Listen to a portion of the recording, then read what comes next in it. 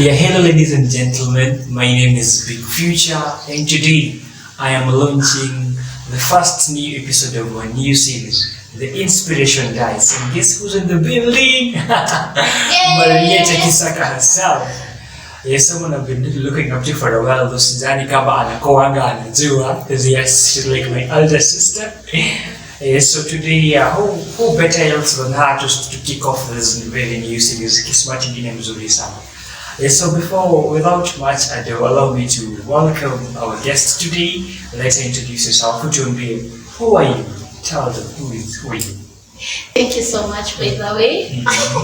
Umenipata off guard. As in sikujua naweza sema hivyo, but thank you so much. I appreciate. Hi guys. Hi Big Future family. My name is Marrieta Kisaka. Karibu ni nani nilibidi. I almost did my intro. Oh God. Yeah, my name is Marrieta Kisaka. Karibu sema hey babo hey. Yeah. Yeah. And I am a YouTuber also. Yeah. And I'm here today. I'm so glad to meet this family. I've also been looking forward to just be on your vlog. Oh, you remember the blind dates you are doing? Yeah. But it's finally, like God's timing. So that is very right. Yeah. Welcome, Marrieta.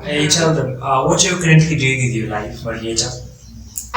Currently, I just graduated. Oh, you graduated. And I am working.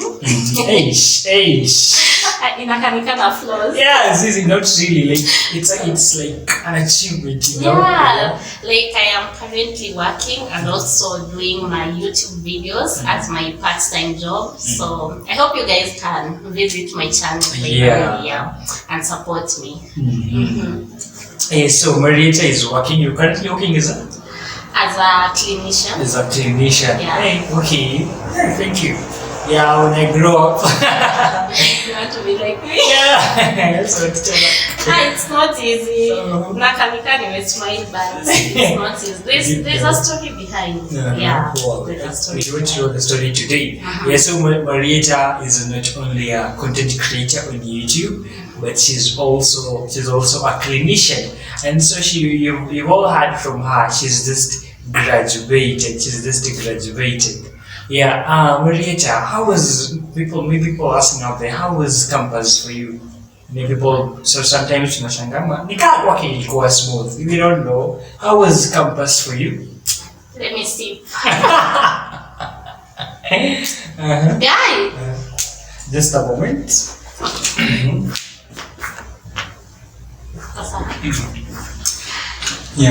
Where? Me, my campus life, I can just say it has always been God. It is still God, and it will always be God. Because honestly, it has not been easy.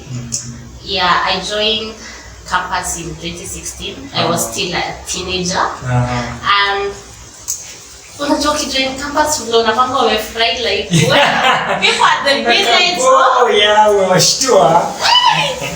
Unajua vile village wanasanga wakisema tuko na daktari kwa nyumba. So by the way, we take bachelor's in clinical medicine. Yeah, so I'm actually under tunakuanga na ranks. Kuna medical officer, and then immediately after him there is me. Yeah, so the rank in there is nursing officer, there is so mi nafanya kazi yenye pia imo anaweza fanya, like medical officer anaweza fanya. So medical officer ni watu na refer to them as daktari. People love calling, I also love referring to myself kama daktari, but literally that's not my title. Yeah, I'm just a clinician. So you know, in village ukifanya kitu ukifanya kazi kwa hospitali ya mopi. Daktari. Yeah, but I am a clinician, guys. I'm a clinician. Although I can just do the same thing that animal can do, only that there are some major surgeries that I am not allowed to do. But if they teach me, I can, you know. Yeah. Speaking of, right now you're a clinician. I know the people out there, mtu alikuja campus, alafu aliambiwa, nitaka ufanye, usipokuwa daktari, just ufanye, you know those courses parents tell you to do. Yeah. The fields for medicine, ualimu, vitu kama engineering. Ukianza kusema, nitaka kufanya BBIT, utapata wapi kazi? Let me ask you, had you always wanted to be a clinician? Yeah, apparently, I just wanted anything to do with medicine. By the way, my mom didn't choose for me this course.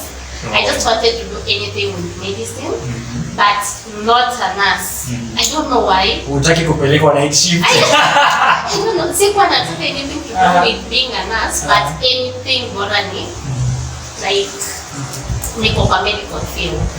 But again, we can apply for this course. I didn't know what clinical medicine is all about. Honestly, nilikuja kujua like when I'm in third year. I now came to understand the roles of a clinician. Yeah, so I badly wanted to do this course. Yeah. Wow.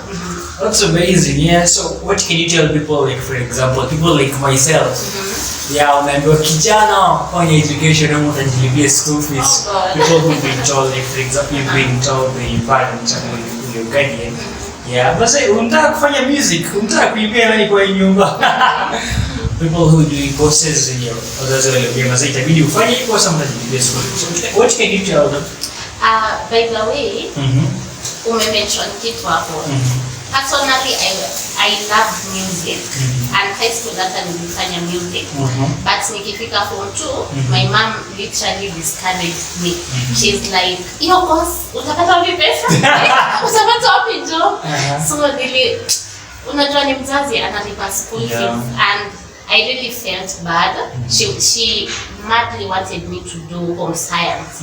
So after reasoning it out with her, nikaona where she's coming from. And so, even when we shift to kufanya home science, but now in campus, she didn't even utter anything. Like, do you? The only thing alikuwa na shida nayo ni shule. She didn't want me to come to Kabaraki. Apparently, alikuwa anataka niende nisome KMTC.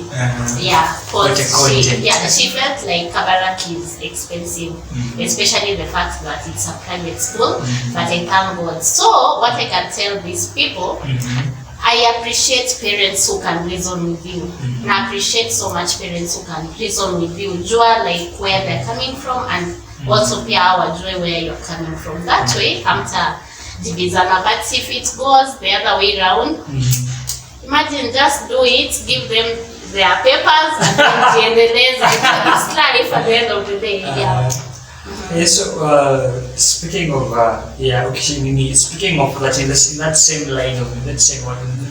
line of thinking, maybe do you mind sharing with us some of the challenges that you faced as a student? Utuambie like umesema ni God. But at the end of the day, unajua for example, nikiomoka leo alafu niambie washanga yesterday didn't have a car, tomorrow I'm driving. Kigeni ulifanya nini? Kibikificho ulifanya niambie mazidi God. They will not be in a good position to appreciate the story behind that glory. So do you mind telling us as much as you said God Maze, what do you think, what are some of the challenges when I feel Maze, like this was really hard, this was really challenging for me during my time while on campus? Okay, I'm one person who suffer so much with imposter syndrome. And I also suffered with depression. As much as people wangeniona pate me used to be so hyper. I used to dance super well. But imagine behind the scenes, like I'm telling you, it wasn't easy. Depression, imposter syndrome. I never used to believe in myself. And you know what I understand, like if you don't tell them, they don't understand where you're coming from. So most of the people that I met along the way, they used to judge me. And you can imagine when I judge mtu mwenye self-esteem yake iko 0.00%. For the sake of some of our viewers who are young, and more old, enlighten us on what imposter syndrome is. Oh, Let's okay. go on the same page, yeah? Imposter syndrome, in a layman's language, an act of doubting your abilities. Yeah. And you just feel like you are frauding yourself, like most of the things that you do. Yeah. So Thank you. so it suffer so much. I used to tell myself, okay, I used to feed myself with so much negativity.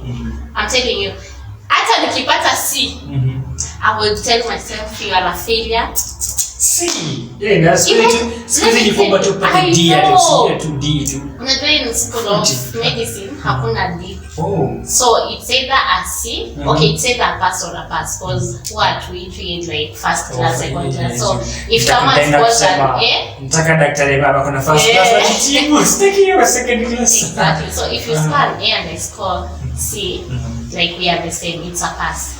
So honestly, nilikuwa na defeat, like mimi nilikuwa nashangaa watu wenye nasoma nao ana score the A and then I'm getting a C. So nilikuwa najiona ni kama mimi ndio mjinga kwa hiyo class. Unajua? And it really used to affect me so bad. There's a time I remember my cousin, okay, my friend, Masijuma, like there's a time I even asked her, "Oh, believe in me?" And the answer she gave me was like, "Maria, if you don't believe in yourself, no one will." But honestly, hata nikekana wao, I used to speak out negativity. Always. Nilikuwa negative, not even for other people, like for myself. So smart, siko beautiful, mimi mjinga, I feel like my friends are smarter than I am, like unajua na create jealousy.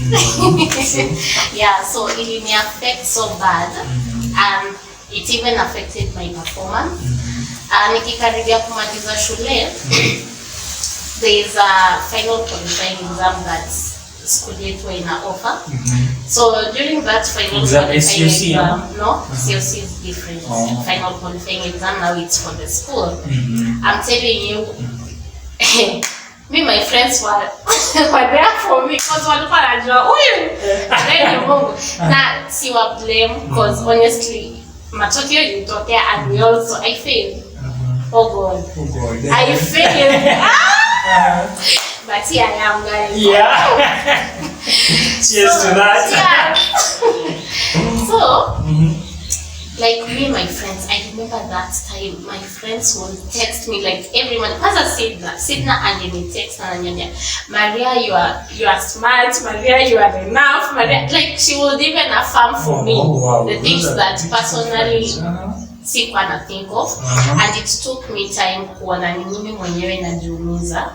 Unajua ni pia si ati ni kitu nilitakia, coming up from a background you have no one to coming to that. Yeah. What could be the reason behind the imposter syndrome? Yeah, you see, coming from a background where people don't encourage you, people don't motivate you, people don't see the value that you can offer, as in where alafu sasa unakuja campus kila mtu anaishi maisha yake.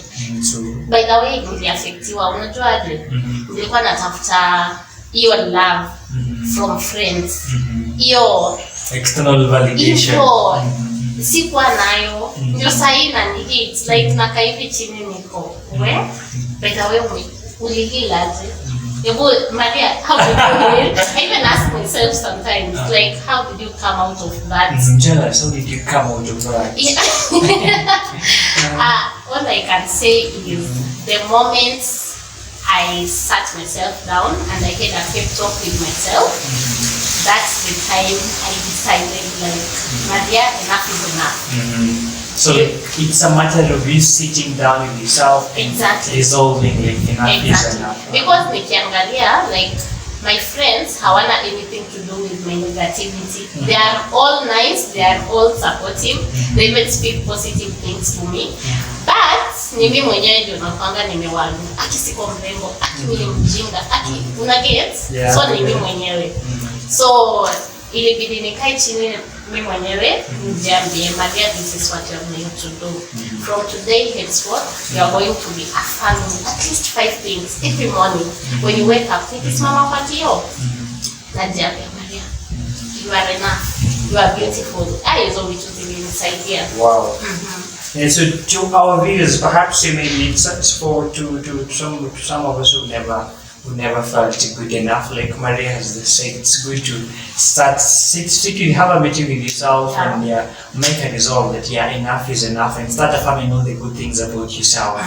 If you like you said, there's someone who said no one can despise you without your consent. It starts with us, right? So you also talked about depression. Currently among young people who are campus kusota kufanya nini, a number of things, na mapenzi pia inakwanga the reasons behind depression. For your case, you told us about depression. What was the cause of the depression? Nilifanya kabisa ndivyo. Exactly.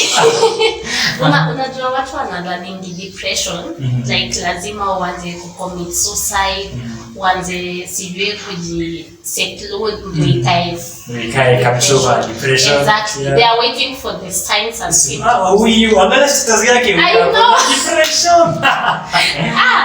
But let me tell you, depression I don't even know where to start. Me affected by depression, and I diagnosed myself. Especially now that you know what? My moods were changing. Kama sipati kitu vile inaenda, like you see the imposter syndrome now, the negativity I used to feed myself, and the doubts that I used to have about my abilities, how far I can go. Nisipoachieve, nilikuwa na kaiviti. There's a time I remember tulikuwa clinicals, and then this one time I just woke up and I'm like, I think I'm not worthy. I'm not worthy to be here. I'm not worthy to have a friend. I'm not worthy, and that's why I keep mentioning like Masijuba all the time. Because there's a time she called me, and that time nilikuwa nimeamua like mimi nataka kukufa. I've never told anyone about this. I was coming to that. You actually read my mind. I was to ask you, during that time you had imposter syndrome and depression, was there a moment where you had suicidal thoughts? Very. I had suicidal thoughts. So this time, my friend calls me. Imagine nimetoka clinicals, and then hiyo flyover inaitwaje? Okay, hiyo flyover inaiko karibu na Page. Nimetembea tu hapo, like honestly nilikuwa najiambia si hata if flyover yanguke tu nikufe, like actually nilikuwa na suicidal thoughts because sikuwa na feel kama niko worthy, like I didn't deserve to have MJ as my friend. I didn't deserve to be in Kabarak. And your time ananicall, sikuwa na pick. Apparently, I never used to pick her call. Anapiga until jioni akaniambia, naona message yake, Maria, are you okay? I'm telling you by the way, you guys, keep calling your friends. Your time maybe wako na kamba. Guys, maybe wako na kamba, but your phone call yako inaweza wasend. And then nikakaa chini, nikitembea tu kwa nje, I'm like, mbona nakata ku receive call yake? Like honestly, mtu amejitolea, like she cares about me. She is a good friend, like mbona speak up her phone calls. And then I texted her later on. I'm like, thank you. Nilikuwa tu in the brand of mimi nataka tu atakufa. Like it's not the first time I talked about suicide. I kept mentioning it, but I have prayerful friends. Honestly, sahi mali nimeketi nikisikia mtu anawaza suicide, nimetoka huko na sitaki kurudi. Unajua?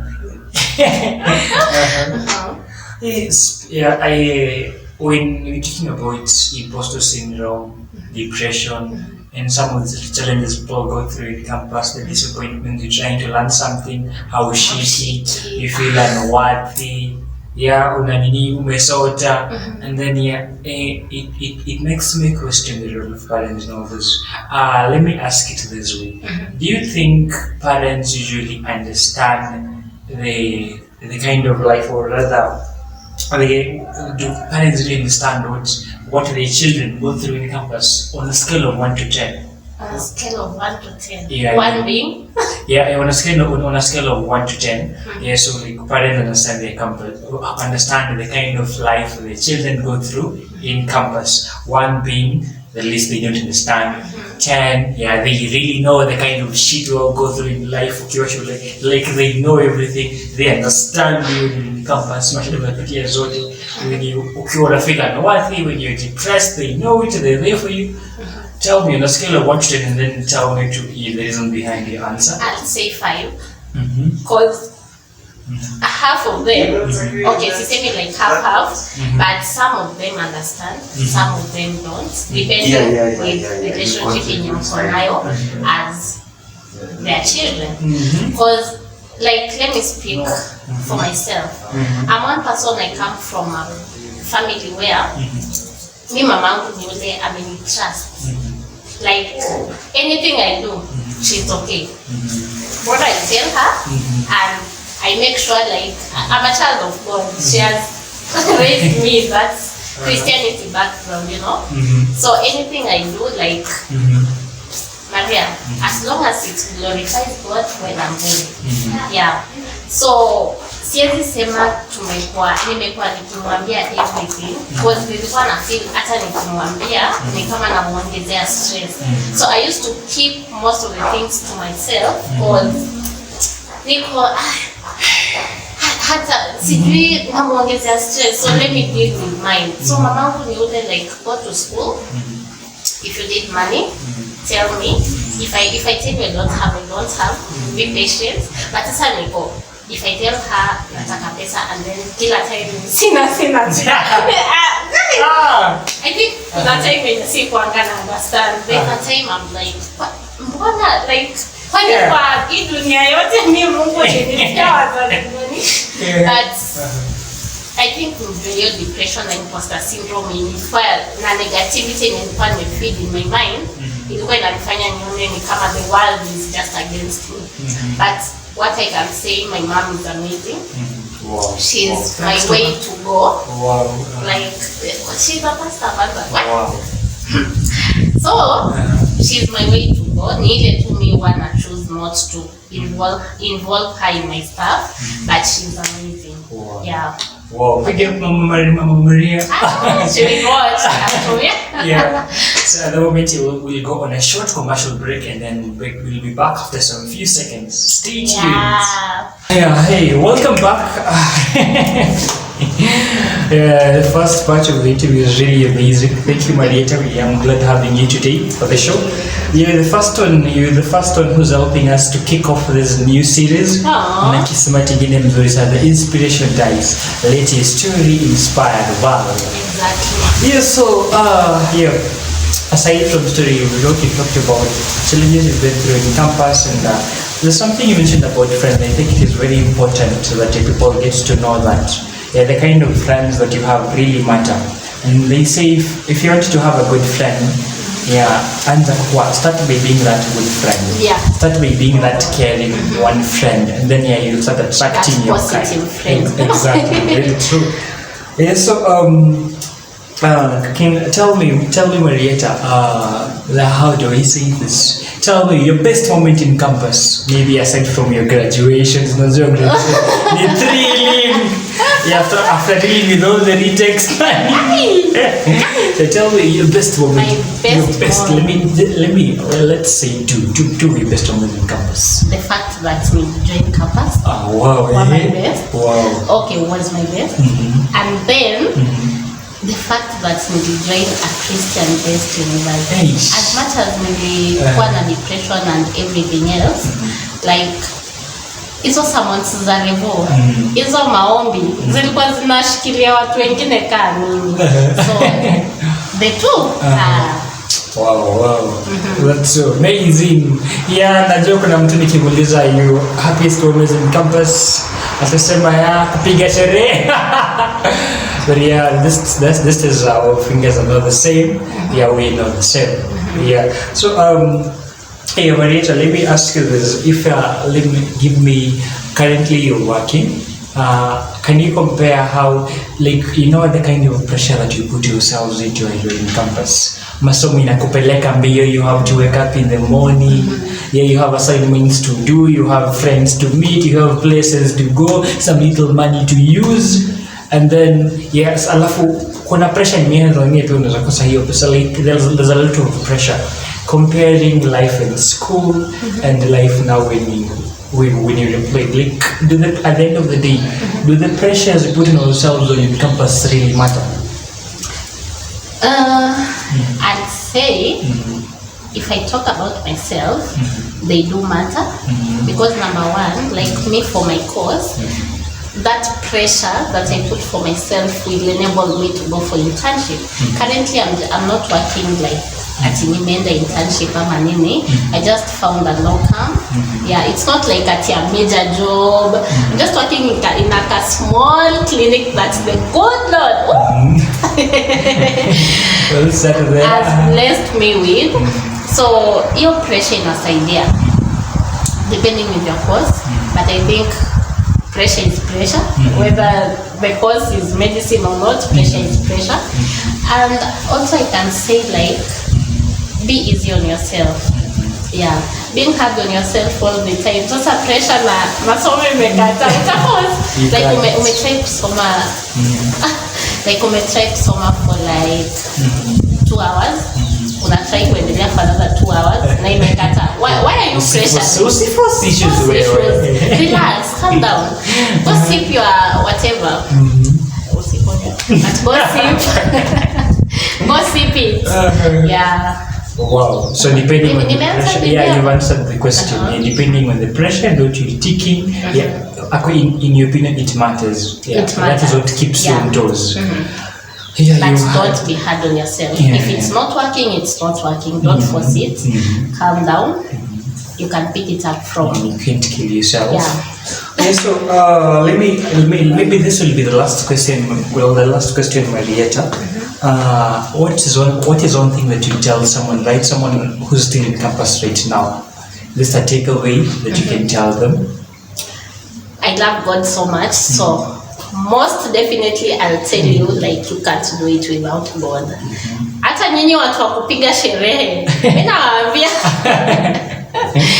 Acha nipeane hii example. Umeona mtu mwenye akona everything, akona pesa, akona job, akona your lifestyle yenye watu natamani, but hana amani.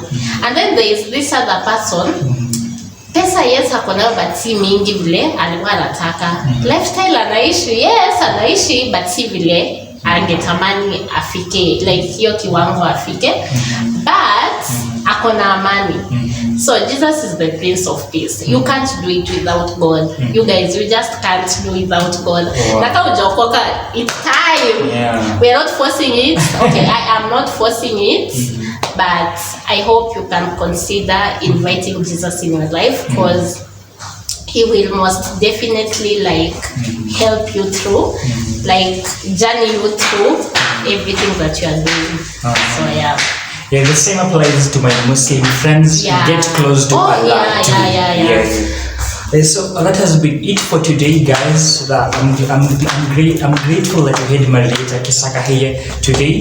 Marrieta, you can market yourself, tell them your channel, or what you want them to do, or finish subscribe button, and I'll have to put her link to her channel below the description box. Sawa.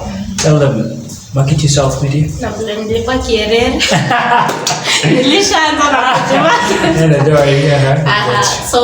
YouTube channel Marrieta Kisaka, Instagram Kisaka_Marrieta or Marrieta Kisaka. You can still find me. I have like 3 accounts. Whatever, Marrieta Kisaka or Kisaka Marrieta, you will still find me. Twitter, the same thing, either Marrieta Kisaka or Kisaka Marrieta. Everywhere, like just interchange them. You will find me. That has been it for today, guys, and see you next time. So today we've talked to Marrieta Kisaka herself, and until next time, if you feel like you have a story that the world needs to hear you and to inspire the world, then this is the show for you, the Inspiration Daise, where we say, let your story inspire the world. Peace, adios.